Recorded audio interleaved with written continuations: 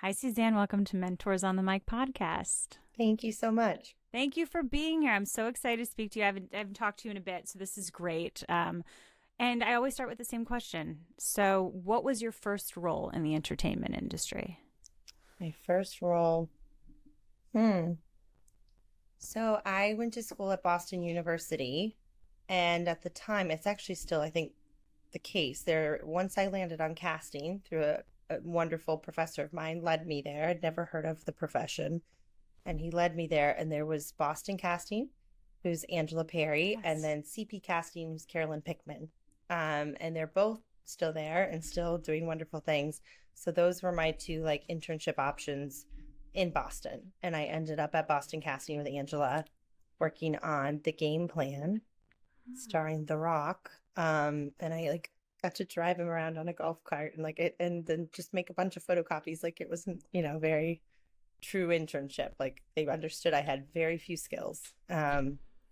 And then in LA, after college, my first like job was I was an assistant to Ronna Cress in LA. That was like my first job. But I loved hearing that you had an internship at Boston Casting because my first ever, I had a professional audition when I was younger because I was in an off-Broadway show when I was 11, but my first real like sort of TV professional audition was at Boston Casting oh, because I went to school at Brandeis, so it wasn't too far away. And I remember thinking it was like my senior year, and I remember thinking, I wish I had known that Boston Casting was here. I would have tried to like get in sooner, if you will. right. But it No, was a great Boston has place. an amazing just community of actors and with the Huntington and some of the other professional theater and then all the colleges. So yeah, it was for that production we only did the extras casting, but then now they do, full locations casting Yeah. too for all kinds of things. So it's really it's a great community. And now I mean back then there wasn't quite the studios and things that's been now built right outside of Boston. So even more things have been moving there, but it's great. And it was a great like small microcosm of like not having to be in New York, not having to be in LA as a young person and feeling like you're in a little bit smaller of a city, a little more protected, um, than like going right into the two big ones. And so, what made you decide to go to LA and not New York?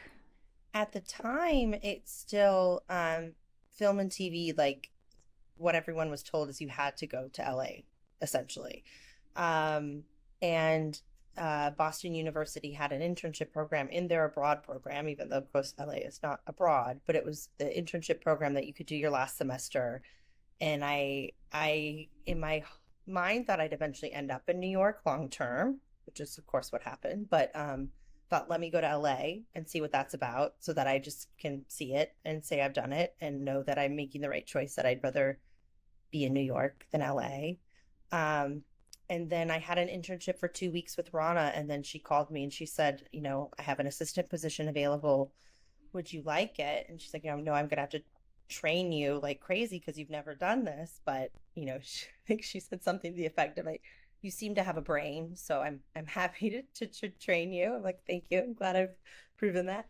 Uh, and she, brought someone in to train me, and it was like launched everything because she was willing to take that chance and brought in the wonderful John McElary to train me for 2 weeks on all the things.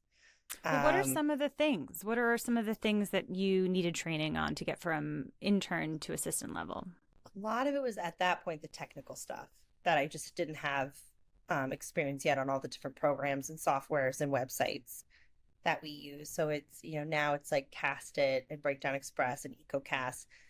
Less now, but back then, then we were still like inputting mini tapes. So it was more editing. We were burning DVDs. We were like, pulling stuff off of DVDs to make reels for actors, like if they didn't have a reel, Oh, to show, now even the biggest actors, like usually their agents have something to send you. But then you were, there was this rental store in Santa Monica called Vidiots, and I don't even know if it's still there, but I would go and rent just a huge stack of DVDs and come back and like create their demo reels if crazy. they didn't have them.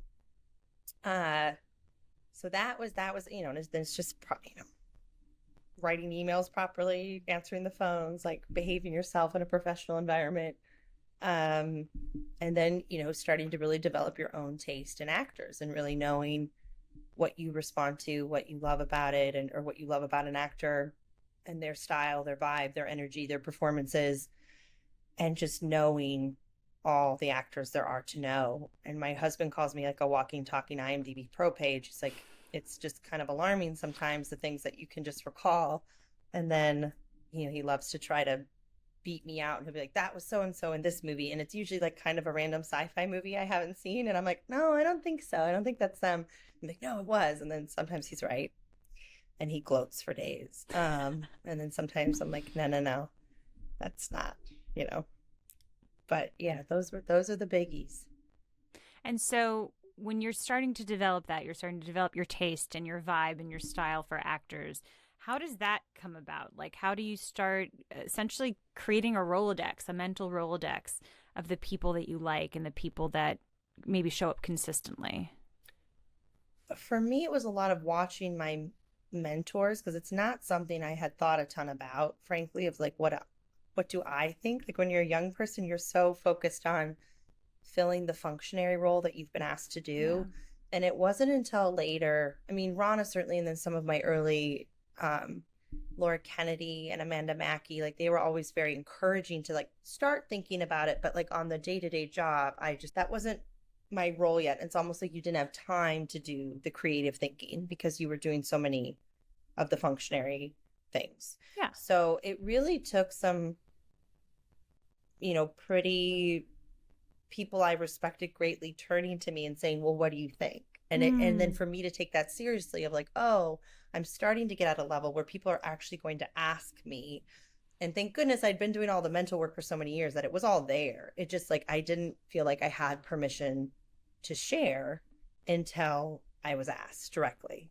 And I have a very vivid memory of one of the first meetings with Joel Coen and Ethan Coen, like Joel turning to me and saying, what do you think? Mm-hmm. And even though I would be sitting next to Ellen Chenoweth or sitting next to some of these amazing casting directors for years, it's amazing how many directors, producers don't turn to the number 2, the number 3 in the room, the younger person in the room, and say, well, what do you think? And they just value, like, I was there and they valued that, but they also really valued that I am of a different generation than they are and a different viewpoint, so that it wanted to know from my perspective, my unique own perspective, what I thought, and not just like, are they a good actor or aren't they, but what, like, putting them into like as a piece of our puzzle, what does that do to the larger picture, and kind of how will that be perceived, and what will people think of that, and that kind of thing from a different perspective than their own. That's amazing. So for that particular moment, was that, I know you worked with the Coen brothers for The Ballad of Buster Scruggs. Was this for this movie or for something earlier? That was early. It was Hail Caesar was the first one. And I have that vivid distinct memory of, oh, they really care. And the other thing that always sticks out in my mind is when I worked for Amanda Mackey, she said to me, like, always tell me your crazy ideas, because your 1,000th crazy idea is going to be the best one. And she's like, so let your brain just go there, and you might say, 20 names that I'm like, no, but then your 21st one might be the genius idea. And I saw Matt Damon said that on a thing recently too. He was like talking about when he writes with Ben Affleck in particular, it's like, don't just give me your good ideas, like, give me your bad ideas, because from a bad idea can come a great idea. Just like spark something in the person you're working with. But as a young person, if you feel like you don't have that permission to say something silly, say something wrong, it really limits you. And I think like the spaces I was in, not that they did it intentionally, it just took a bit for me to feel like there was an openness for me to contribute on the creative level. So now where I am in my career now, I really try to make that a focus sooner with the young people I work with, of like, your ideas are always welcome. Yes, you have this long to-do list to accomplish today, but your ideas and your thoughts are always welcome. And I try to be intentional about once in a while saying, I watched 50 auditions, here's the 10 I'd like to send, but let me know if you thought I missed anybody, or let me know if you think I'm wrong. Like, let me know if you disagree, so that they feel that invitation to do that, knowing also they're not always going to have time to fulfill that because they're doing all their other work. What a wonderful environment, not only that you're now creating, but that was created for you as a place to, like you said, be wrong, make mistakes, because I think that's how we're supposed to be creative, more or less. Like that is supposed to be the environment to be creative at the best of your ability, is in a place where you feel comfortable saying the bad idea, saying the wrong thing. Right. Because like you said, it can lead to something greater, but often a lot of creative people are afraid to fail. And that could be part of something holding us back. And I was wondering, I mean, a lot of actors listen to this podcast, and that's something I think that many actors specifically can learn more of, that lesson of being able to explore and make mistakes and be wrong, if you will, so that you can, and prior to the audition as much as possible, obviously, but come in with those choices then of going, okay, I explored a bunch of things that all kind of came out weird, but this one thing maybe came out well. So how can you sort of advise actors to take that same lesson in their work, in their creative work?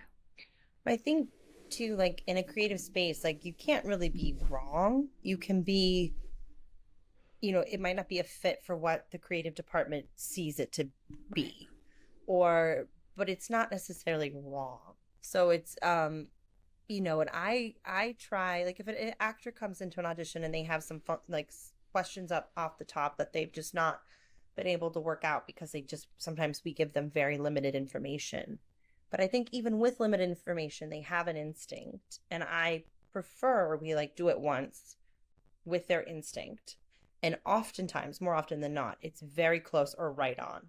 And I have to change very little because I think sometimes they think, well, if I don't know, is this my exact relationship to this character? If I don't know this, or this, I can't do what I'm here to do. And that's true to an extent. But I also think if they just follow what they do have and they're just present and in the moment and doing their work, yes, if I say, oh, actually, that's your mother, not your girlfriend, or whatever it might be, it will change something for them, but not so drastically that all of a sudden that first take becomes like obsolete and I can't use it. So I try to, like, with the exception of like, I was only given these 2 pages. Can you tell me where I am, who I'm talking to? If they need to know that off the top, great. But I don't want to go further than that so that then it could like shut down some instincts they might have had that I might not get to see then if I give too much information off the top.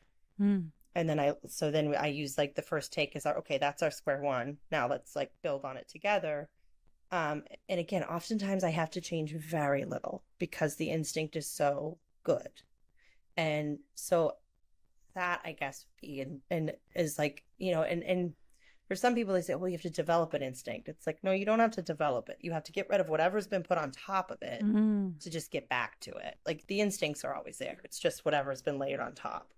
And that was for me as a young person too. I was like, well, what if I don't have these instincts? What if I don't have, like, if I watch an actor that I immediately have like a connection or a thought or something that resonates with me? It's like, no, I absolutely do. I just can't second guess myself. And sometimes I can't explain why to me it's a yes or a no, because it's just my preference. It's just my taste. So it's you can't always defend it other than it just didn't work for me. And maybe it works for you and that's great. Like we're different people. So that's going to happen. But obviously I have to, like in most spaces, try to figure out how to articulate that. If I present an opinion, I have to be able to back it up. But yeah. I remember when I first learned that lesson, I was a reader at a casting office for a project. I won't say the project, but I remember like 3 people came in for a callback that were wonderful for the same role, right? And I remember each one of them had their own sort of their own unique, they're different people, so they all had a different take on the same thing. And I remember afterwards the casting director was like, do you want to see who I really like for this role? And she showed me a self-tape of someone who couldn't come in the moment, like in the in-person audition. Obviously, this was before COVID.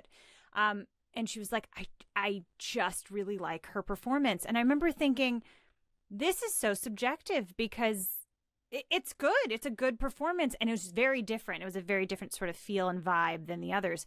But they were all great. And it's that lesson, it's that understanding of it's nothing to do sometimes with if someone, like you said, quote unquote, did it wrong. No one did it wrong. Everyone was great. It's just a preference. It's just a taste, and you're hired for your taste. And that's part of it. And so But do you think some of that has been not erased, some of that nerves that we were talking about in terms of coming in and asking you a bunch of questions at the start of the audition because of sort of the increase of self-tapes? Because now we really, there's less sort of collaboration ahead of the self-tape, the initial audition anyway. And you kind of just have to do what comes right for you anyway. Do you feel like that you're seeing that same sort of instinct play out most of the time in those initial self-tapes? Or do you feel like, oh, I wish I was still there to be able to like mold that first thing or help them out or just give them a little bit of a nudge in the right direction? It depends. I think most actors are perfectly capable of creating a wonderful self-tape on their own. My preference in a perfect world would be like, okay, here's my in-person session on this date. Here's my Zoom session on this date. And if you prefer to self-tape as an artist, if that's truly your preference, at stage one, you're welcome to do that. But I think in the callback phases and down the line, even if your preference is to self-tape, like you're going to have to be in a room, even if it's a Zoom room, with somebody and know, like, let us see that you can take a note and just like, you know, it's also like a vibe check. Like if you're going to commit to working with this person, like it's a bit of a Yeah. Do we get along? Do we enjoy? Do we see the piece the same way? Do we have a similar point of view or a point of view that balances each other, complements each other? So I think more often than not, self-tapes serve the function that they need to at the first level. Beyond that, I think it's imperative you have to be face to face with them in some capacity. So I think, you know, what the union did requiring a Zoom session for every self-tape request that goes out, you have to give like what is it, first come first served basis. I have thoughts about how they worded it and how they structured it, but I think ultimately, if it's motivating more people to give that option, I think it's a great thing, and I think it's great for actors to have that option. I am surprised how few can take you up on it. Like where you just finished a Netflix series, and every chunk of self-tape requests that would go out, I'd give at least 2.5 to 3 hours, saying, you know, if you prefer to Zoom, here's the time and date. And on some, we'd only have 3 or 4 actors ask to Zoom. And I was like, but we would have maybe requested 60 to 70 self-tapes. I'm like, there's no way all of them that time just didn't work.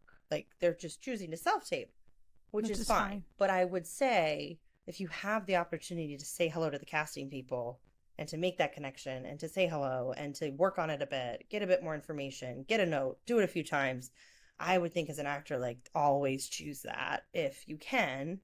And when those rules first came out, those first come, first served basis would fill up immediately. I mean, like instantly. And then even now, only a few months into it, people are much less eager to join those. And I'm like, that's so curious to me, because it'd be like if I was interviewing for a job, is doing like a self-submission from home or talking to the person who's going to decide if I go to the next step. I would so much rather talk to the person and understand as best I can, like what they're looking for, and just like say hello, than like do it, you know, in isolation. And if they're not available and have to do that, fine. I just like the percentage who are accepting those offers, like the offer to do the Zoom, I'm like, there's no way. They're just, the majority of them are choosing to self-tape. And I just found that so curious, because I thought that was such a thing the union fought so hard to get into the contract, that I thought actors would be more eager to say hello. And then when we do the Zoom sessions, actors are like, this is so lovely. It's so great to say hello. Thank you for doing this. Thank you. You know, it just, it's not as good as being in person, of course, but it's like at least you're saying hello to someone in real time.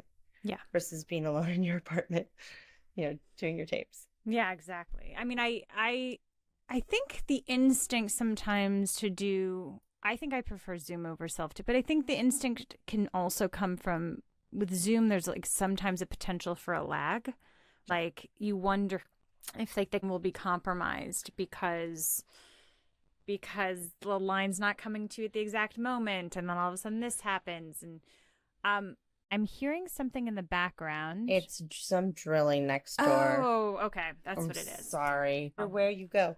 We used to have an office in Hell's Kitchen that was right on 9th Avenue.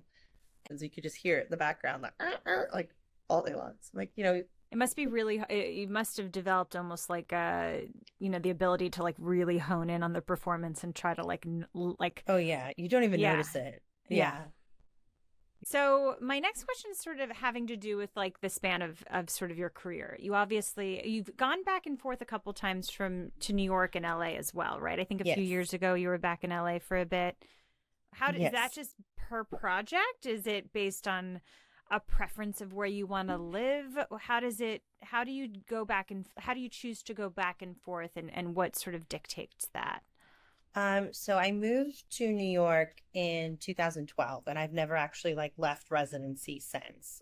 So if I'm back in LA, it's because a project has specifically asked me to come. Got But it. it can be, I mean, there was one I was there like 4 months. So like it can Right. be quite a bit of time. That was like pre-children. So that's, now I A little have to be harder to do more, now, yeah, yeah. and just more careful how I do it, how long I'm away, and more selective, frankly, of like, is it something that I want to do so badly that I'm disrupting the family flow? It's more often than not, it's like a Coen project because if it's shooting in wherever they are, they really like people to be in person with them as much as they can be, like not just actors, but also their department heads. So that most of the travel has been related to them. So I'm happy to do that anytime they'd like me to. But yeah, no, I am a New York gal. I can't ever imagine leaving. I've said to my husband, "You're gonna drag my dead cold body out of my current Brooklyn apartment." Like yeah, I'm so happy here, and it feels like such an artist community in so many ways. But it's just vibrant and alive, and it's like the city's a character in your story. Where I haven't felt that way other places I've lived, like where I feel like the city itself and the environment and the neighborhood, like wherever you are in the city, it can change, and it's just like feels like it's a character in your story. I agreed. Well said. I love that. So in terms of your project, obviously you've done so many different things. Your TV credits, your film credits. What are some projects that stick out with related to TV? And I guess I'll also then follow it up with a question about the sort of I've heard different sort of responses to this. I'm curious about yours, the difference in approaching TV versus film in terms of casting. Sure. So, even when I started in the industry, I was like primarily like solely film. Film. I think I was an assistant on one TV show. But you kind of back then you were kind of one or the other.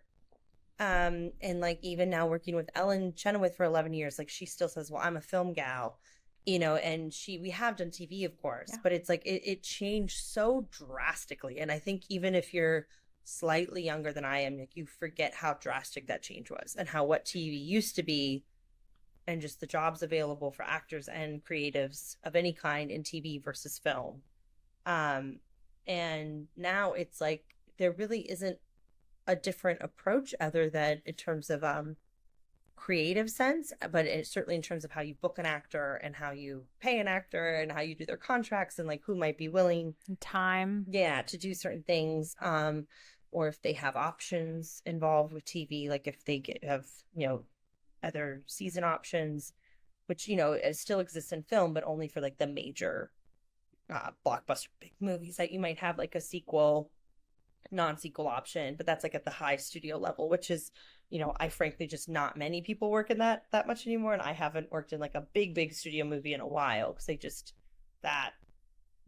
there's just fewer of them. Like it's a different beast now. But no, in terms of approach, it's I guess for TV you do really think about, like, especially for like your leading folks, like people are going to watch these guys for depending on the length of the series, for 8, 10, 12 hours, and they've really got to be able to hold the command of the role and just be so watchable in whatever way you need them to be watchable, whether it's you want them to just completely love them or you want people to be very divided on them, like a love-hate relationship with them, or whatever it might be, like really thinking about. And that's the instinct part of it, of like, is this someone people are going to want to watch and really just buy into and watch the entire series? I'm like one of those people, I have to, if I start a book I finish it, if I start a series I finish it, but many folks are not like that, and like they start and they're like, not for me, and they move on. So I think the biggest to me, the biggest thing we can control is, do they buy into those main characters, and do they really want to see what happens to them? And if, what a movie that's 2 hours to 3 hours is one thing, but if you're looking at 12 episodes of television and you want them to watch the whole thing, it's you have to just think that through. Absolutely. And then also when you're on sort of a television show for a long period of time, then you have to fill in the guest stars and the co-stars. And so you're creating this larger world. Is there anything, that goes into those specific choices in terms of guest stars, co-stars, that sort of thing? I think I approach that on film and television the same way, in that it's like they just have to seamlessly fit into the world and not disrupt anything and not take you out of the story or feel like they don't belong, or just feel like they truly are authentically in that space and time in that moment, that if you walked into an actual coffee shop or pharmacy or whatever it might be, that's who you would see. And there's this story Barry Levinson loves to tell, like one of his first films. I think it might have been on Diner. Obviously, I did not work on that, but he tells it of his mom went to a screening and came out and said, "Oh, that pharmacist was great. How did you get that pharmacist to say those lines?" And he's like, "No, Mom, that was an actor playing a pharmacist." She's like, No, that was the pharmacist." He's like, "No, Mom, that was an actor playing the pharmacist." And you feel that way. Like, I find the day players to be trickier in some ways, of if you get those wrong, and I feel like you can actually get those wrong, because if they take you out of it, or they don't feel authentic to the space you put them in, you can't control how long it takes the viewer to come back into it. Or if it disrupts their viewing enjoyment or their viewing, trajectory, all of a sudden they're kind of taken out of it. It's like, oh, that was weird, or that line was kind of awkward, or it didn't flow the way it should have, or they just didn't feel like they belonged in the world you're creating. It can really disrupt the flow of it. So when I'm watching a piece, that's what I'm watching. Because you kind of assume, of course you're watching the leads, and especially if it's a newer person, you're very excited to see what they're going to do. But I am eagle eye on the supporting roles, who they chose, and how they kind of, built that world. Because to me, that's where a lot of the artistry comes in. And that's where, when directors don't find the small parts important or aren't as detailed on it, I kind of panic. Because then I'm like, well, then it's on me alone to really not alone, but it's on me to really make sure it's so important. Whereas with the Coens, they look at down to featured extras. There's nobody that steps on their set that they haven't looked at. Whereas you work with some people that they're like, oh, he says one line, you pick your favorite. And that's a wonderful thing to have that trust. But at the same time, I'm I panic a bit, because I'm no, because it's so important to get those right. It's so, so important. And that's something that, everybody I've worked with, on the casting side, have always stressed with me. And then I've worked in a few offices just freelancing, where that attention to detail isn't there. I just panic. I think that's, to me, the most important part of making sure you're building out this world and it feels really authentic. Absolutely. And then, so sticking with television for just a quick sec, what are a couple of your favorite projects that you've worked on that just seem very memorable? So my first casting director project on TV was called Bark Skins. It was a Fox 21 and Hulu, and it came out at a precarious part of the pandemic that a lot of people missed it. And I just feel like it was so wonderful. And obviously I'm incredibly biased, but it's David Thewlis. I mean, and the cast just top to bottom was just these incredible actors. David Slade directed it.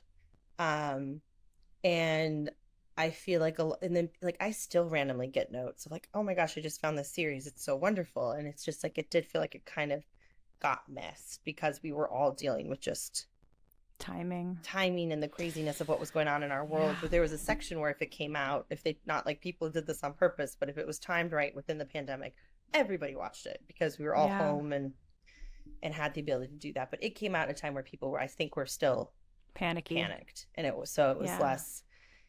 So that's a big one. I think that's the one that sticks out the most to me. I'm trying to think of any others. I mean, way back when I was a baby assistant, I worked on a season of Parenthood, if you remember that show. Yes, I do. It was just such a lovely experience. And it was already a well-established show. So it was my first time into television. It was with Cammie Patton, was the casting director. And she's just one of the nicest human and most talented people out there. So it's just like a lovely, like to be 22, 23 years old and walk into an office and you're working on this like big show. Yeah. It was a very lovely Huge experience. show. Yeah. So I was debating whether to talk about this, but I do feel like I want to because I know a lot of actors listen to this podcast, and I know this is something that people get really harped on in terms of audition stories that like maybe aren't considered like the worst, but like least favorite audition stories that they look back and they go, oh my God, I thought I may never be called in for that casting director again, or I hated that moment, or I felt so this. And I had that for the pilot. Do you remember casting Songbird? Oh my gosh, yes. Songbird with a Y. So yes. If someone asks me to name like one of my least favorite audition stories, that one comes to mind. You were there. It has nothing to do with you, obviously. But the audition was for a young artist. And I remember the breakdown was come in and like prepare a song. It was like a pop song specifically. Right. And it wasn't supposed to be good. I remember like it was like a one-line thing, but it was like, don't be great. Like, don't even worry about the song. You're not supposed to be great. Just like prepare a song. And it doesn't have to be good. So I remember going, great, I'll prepare a song that like I sing karaoke, and I practiced it and whatever. And I remember I walked in, and granted, this was years ago. I would say like 2014 or something. Yeah. So a while back. It was like 2013, I think. 13? Yeah. It was 2013. Mm-hmm. So I remember it was a while back. And, you know, I just started really sort of auditioning in TV and film like that year or the year before. And I walk in and people were doing scales in the bathroom. And I remember going like, should I be doing scales? Like, I'm supposed to not be good. So I walk in and I was like, okay, I have an idea of what I want to do. And the first thing you said, and I understand probably why you said it, because I think people forget casting directors are given more information, obviously, than we are. And the client probably told you, or you probably saw people were doing the same thing over and over again and needed to inform actors. But the first thing you said was, you know what, sing this to the best of your ability. Like, just try to be, like, don't worry about being bad. Maybe people were being bad and it was pretty, like, awful how bad they thought we were. But you were just like, be as good as you can and just, like, sing the song. Don't worry about, like, the bad note thing. And I was super thrown. And I remember I was thinking in later on, like, what should I have done? Which I think we're going to discuss in a second, but where I'm going to ask you about in a second. But do you remember that note? Do you remember, like, did you remember my audition? Because I think that's the first thing I want to ask. I doubt you did. But if you did, I was curious. Do you remember my audition? Do you remember those series of auditions? I remember this series, and I think it was like a decade. So I think most likely was people were trying to be so bad and push it so far that it was like they were overdoing it. And it was like becoming like almost comical or campy or cheesy, but it's like, no, we're not bringing in like meaning to bring in like that's your main skill set as a singer. Like, it's supposed to be like this person's, you know, maybe on pitch for a bit but then falls off. Right. But like, some of the biggest pop stars in the world, if you take off the autotune, like, true, it's really quite interesting. So I would guess people were like, even people who we knew to be quite good singers were pushing it into this like too far and felt a bit too like pushed and odd.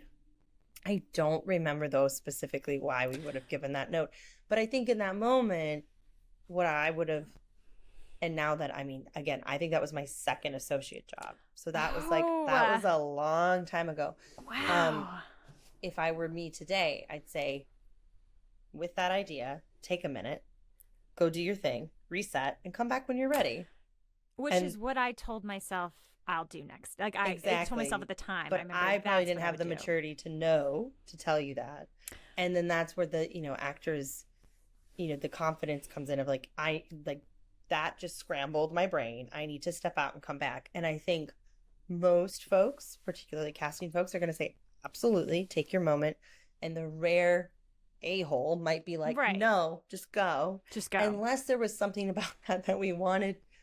Every now and then we do kind of purposely give you a bit of information that you then ask you to just go into it to be like, so it feels really fresh and authentic and like. And instinctual. And it's like, I mean, and I think that can work in this case that does not apply. But I think in some cases it can, of just wanting to like get a real natural reaction in the moment to new information, as if you were a real person, just given that information, you just immediately would have to respond and react without time to process it. Which sometimes works really well. I think I've had another audition where, or probably more than one, but one that came to mind where, like, at the very end, the scene was over and the casting director kept going. And so it was obviously my job as the actor just to keep improvising as to how the scene would go, regardless if there were no more lines. Those type of things, I think you're right. Like, it's good not to prepare for those or to know in advance that that's coming. I think it's good to just go, okay, we're already in it. Let's just maybe instinctively. They don't tell you they're going to keep going? No, they did not tell us. But I've never done that. No, you never done that. I thought it was fun at the time, but I understand that mindset of, like, you know, maybe we're just going to see what happens, especially if there's a lot of improv on set. I think this was for HBO's Crashing.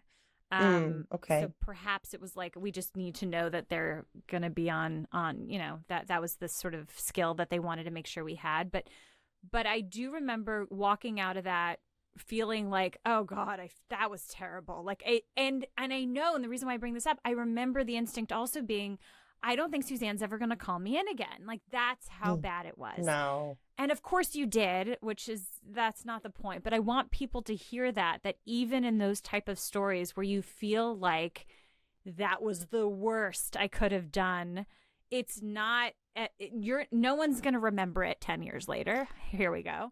And then also, like, yeah, I mean, that happens and it's okay. And you can just ask for more time next time. The only way you can, like, blow it is if you come in, like, really underprepared. Yeah. Really cocky, really whatever.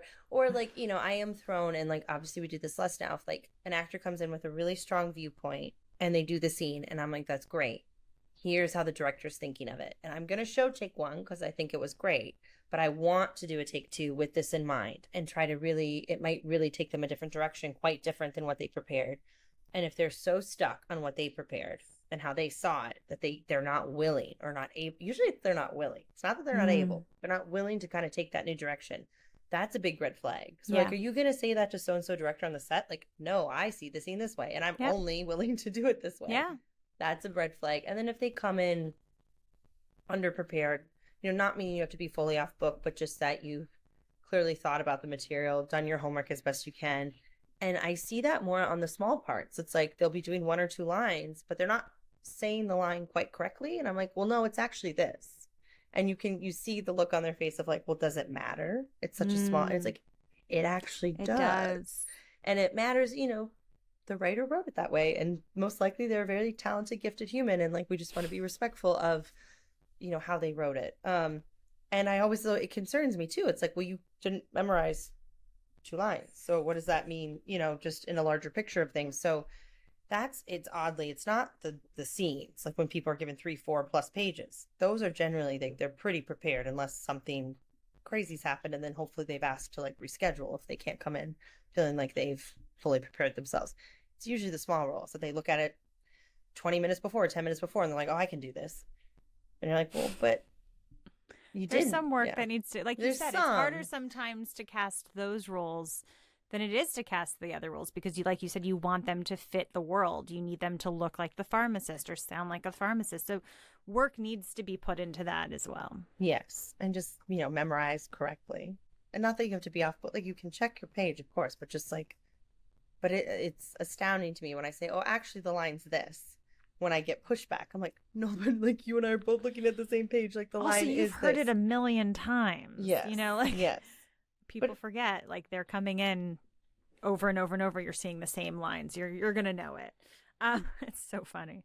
What else would you want actors to come in knowing? What else would you want actors to, so that they don't feel, like you said, that they're getting something wrong?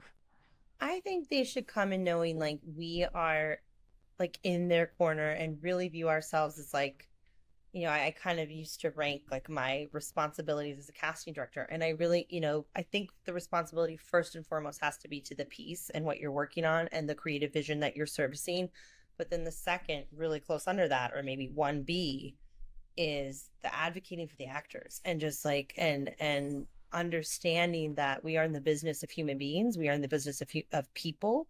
And that first and foremost, that's what's in front of you, is another human being who really cares and has a passion for whatever you're discussing. And it's a creative being, and it's, And I say it's like it's someone's kid, it's someone's best friend, it's someone's husband, and or whatever it might be, and just looking at it that way, because I think you can become a bit jaded and dismissive if like you're sitting in a session and you see 50 people.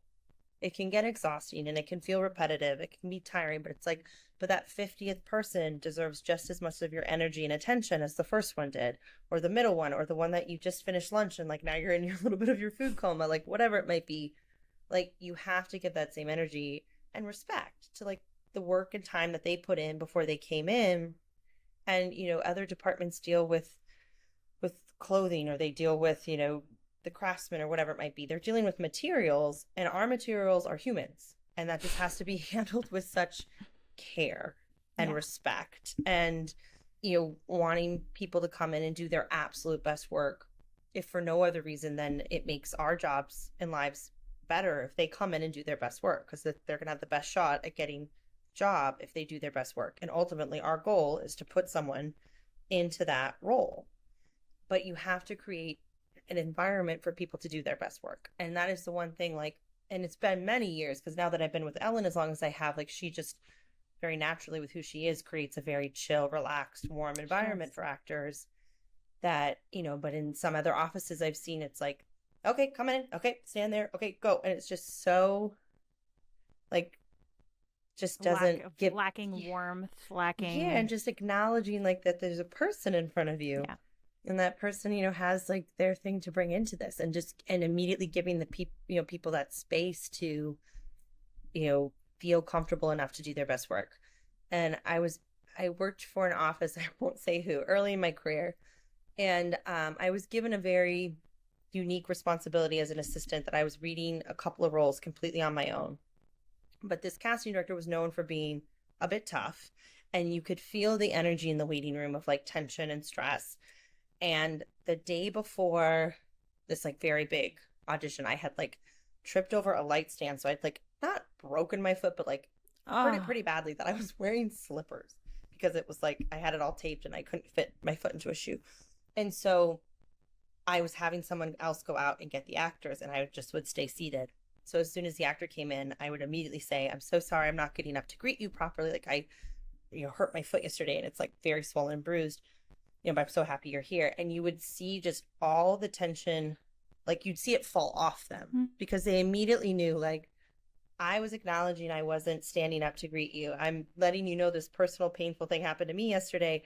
And they just immediately knew they were going to be treated well, and that it was going to go well, and that I was going to let them take it, do a second take if they want to, do a third take, like within reason. I for people's own benefit, I don't let them go into like several takes, because I think that actually really can work against them. But there was just like this immediate, and you saw it on all of them. And my intern on behind the camera said the same thing to me. She's like, it's amazing. They come in quite rigid and then they just relax. And I just remember that experience so much. So even if I don't have a broken foot or whatever it might be, to try to recreate that moment however I can, of like, they know they're going to be treated with respect in this room, and they're going to be allowed to do their craft and their art to the best of their ability, and that I'm there to support them and to aid them in that. And I'm not, the horrible term we always get is we're the gatekeepers. And I hate it, because I'm like, to me, it's like, no, we're letting as many people in as we possibly can. Ultimately, one person gets the role. That's just the name of the game. The way it is, yeah. But to open up those opportunities as much as you possibly can, and not feel like, oh no, I'm not shutting you out or keeping you out for it, and for any other reason than only one person can get the job. But to at least like give as many people the opportunity to obtain that job as possible, again within reason of like, there's only so many hours of the day for us to watch everything, right. So it's like we can't totally open it wide up, but it's like, if I have the opportunity to tell an actor yes, to like, I'm gonna like at least give you the opportunity to try, I will always give that if I can. And so if it's a no, it's been well thought out, there's a reason. I'm not just saying no to say no. And I think there's a misperception of like, it's a power thing, or it is like a gatekeeper. I was like, I don't know any casting directors who view it that way, of like, these people get to come in and I get to keep, like, no, like it's just not, it's not that at all. But I think that's been a perception for a while. But I think it's also like the nature of it, especially the in-person auditions. You're coming in and you know you're going to be judged by someone. And I've talked to writers where like there's a separation. You write something and it's your baby, but it's still outside of you. Right. While acting, it's us. It's a weird sort of thing to walk into an audition, and I think maybe even just the reminder of you guys are both human beings. You guys are both, like you're an understanding, empathetic person. I think, and I wonder if that's why there's just a lot more. I shouldn't say it, but like a lot more women sort of at the helm of a lot of these things. A lot of like very, sort of empathic people. Though I know some wonderfully empathic male casting directors as well. But there are far more, I think, female casting directors. There's more females simply from the fact, because of the root of the career, it was very secretarial. It was very like, it started as almost Makes like a lot of sense. Yeah. And then it morphed into Marion Doherty in New York, and then Lynn Stallmaster in LA morphed it into this creative department head that it is now. So, but it started very much of like, if you think like the old studio system, it was just keeping track of the actors and where they were and which shows they were on and which movies they were going to do that year. So it's much more just like administrative. Okay. And then it morphed into this like proper creative department head that it is now. It's also why it's one of a few reasons I think it's taken us as long as it has to get some of the recognition that we've had. Because in like some very old school Hollywood minds, they still think of it as this very functionary administrative position. And they still think of it as incorrectly, but as something that's off of the director, right? This is something the director's deciding at the end of the day, especially for movies, obviously. But it's something that ends up being a director's last call or final call. And therefore, why should so-and-so get recognition for what ends up being their final say? And they do that on everything, though. They sign off on costumes, they sign off on sets, right. But I get it. And it is amazing, though. Like, you hear these stories from casting directors all the time of, like, they present an actor and the director's like, no, that's not right. And then the casting director just keeps working on it, pushing keeps like, and then all of a sudden in the interviews, once the things I was, when I thought of so-and-so, and you're like, I see. Like, no, you didn't. You didn't, but it's like, what are you going to do at that Never point? the case, almost. No. Do you have, by the way, I know it's 3:00. Do you have like another 5 more minutes or 10? I need to. Can I borrow Take a your second. plug? I'm just going to plug in. Sorry. No, you're good. Normally, I would have gotten you out before, but I just have 1 or 2 more questions I'd like to ask. Yeah, I have 5 more. It's totally fine. Okay. 5 more minutes. Sorry. I know. Yeah, 5 more questions. Go for it.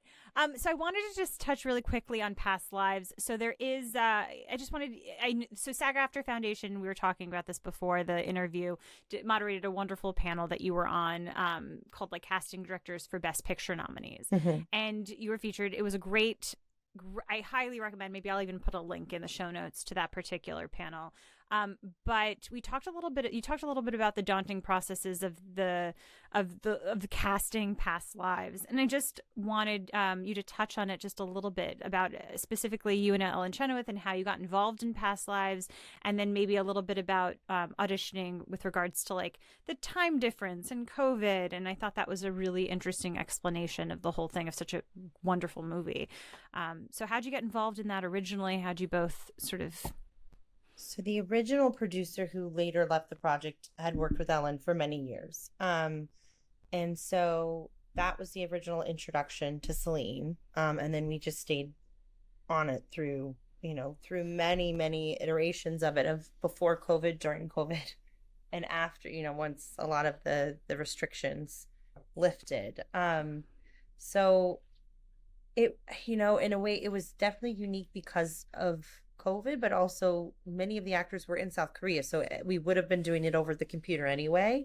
Right. The difference there is we did it over Skype instead of Zoom, because that's just was their preferred platform. And we would record the whole thing, so it wasn't like we would, when you do a Zoom audition, right, and we would edit it down a bit, like to their actual takes, but there's not the same function in Zoom where you can pin it and you can just record the actor and you can hear the voice of the person reading.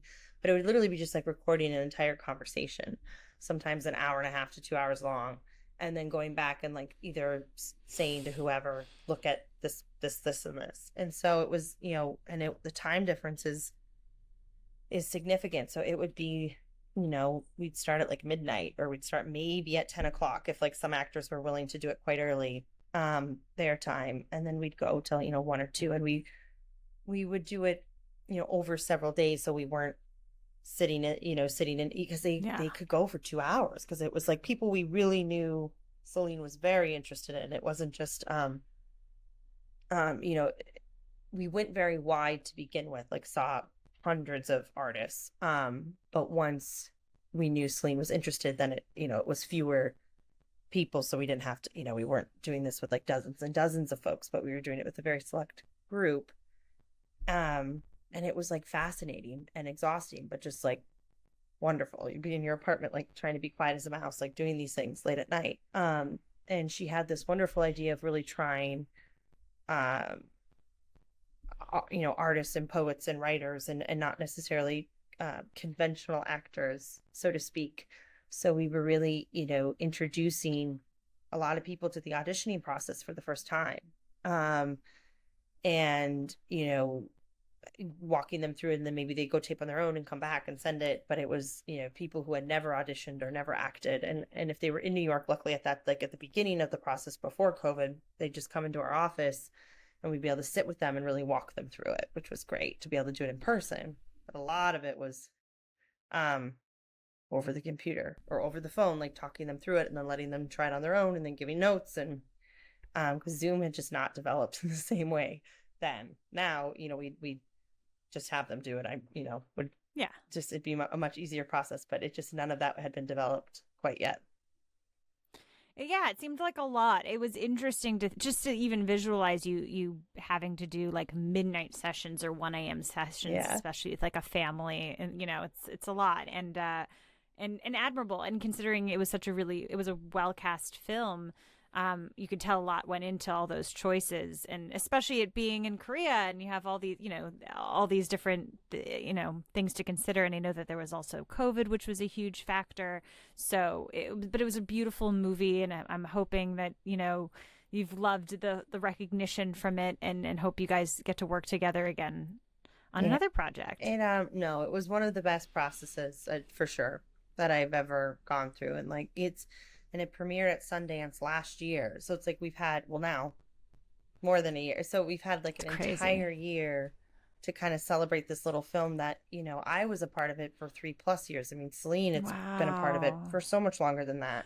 Yeah. So then to get to like kind of repeatedly for an entire year plus celebrate it and see it get into different festivals and win different awards and be recognized the way it was like really tremendous. And I think, not everyone's experience when they put that kind of amount of effort and time into something. So to like have, it's like one of those, of many will be like that. So it's like I just tried to treasure it, because I'm like, I'm going to put the same amount of effort or more into another project, and very few people will ever see it. And I'll think it's just as special, but it just is how it works out.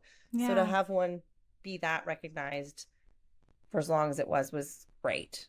And just, you enjoy it while it's happening, and know that it's just not going to be the case on every single thing you work on. Yeah. It sounds like a really special project. And then just the last question, because I get this all the time from actors, approximately now with like the sort of, like we said, the surplus of self-tapes, and I know you said you give options to Zoom, how many actors do you feel like you would call in someone for like an average role? And I know that this is sort of a large range of things, but I think people really feel curious, especially nowadays, like how many people are they sort of not competing with, but just like it's already really difficult to get just that audition. And I think people like having an idea of like, okay, well, how many people usually get that first audition? It really does vary. Yeah. So it's a little hard to say, but I would say, I mean, if there's the ability to open it up, and there's like a openness on the creative team side, right, we open it up as much as we can. But if it's incredibly specific, there's only so much you can. There's only so much to do. But I would say like the average day player, I request anywhere between like 30 up to like 100, because especially if it's a lot of self-tapes. Well, even if it's open, like we had one recently where it could be any gender, any ethnicity, between like 30 to 60. They just wanted to like find someone interesting and great that like made that moment work. So if it's not like a real specific brief in that way, then if you can open it up, like why not? And it's a lot of things to watch. It's a lot of self-tapes, Suzanne. It's a lot at home just watching tape after tape after tape. Yeah. But then, and just anything you're working on now that you could share with us. If you can't, totally understand. Not at the moment. Yeah, that's I'm fair. sorry. Yeah. No, I get it. Hey, there's NDAs. There's a lot of other things to consider. Totally understand. I just wanted to ask. Thank you so much for answering all of my questions. You're and for so just welcome. this conversation. I'm glad this worked out, and thank you for your patience. Not at all. I appreciate you. No, this has been great, and I feel like it just took a lot from it. And I think the listeners will as well. I think that this sort of covers a lot of different sides of the same coin of the industry, just people who are interested maybe in casting and people who are obviously interested to hear from casting. There's a reason why my casting director episodes are pretty popular. So we appreciate this, and we appreciate your perspective on everything, and we appreciate what you do and for making actors feel so comfortable in the room and your projects. We appreciate you. All right. Thank you so much.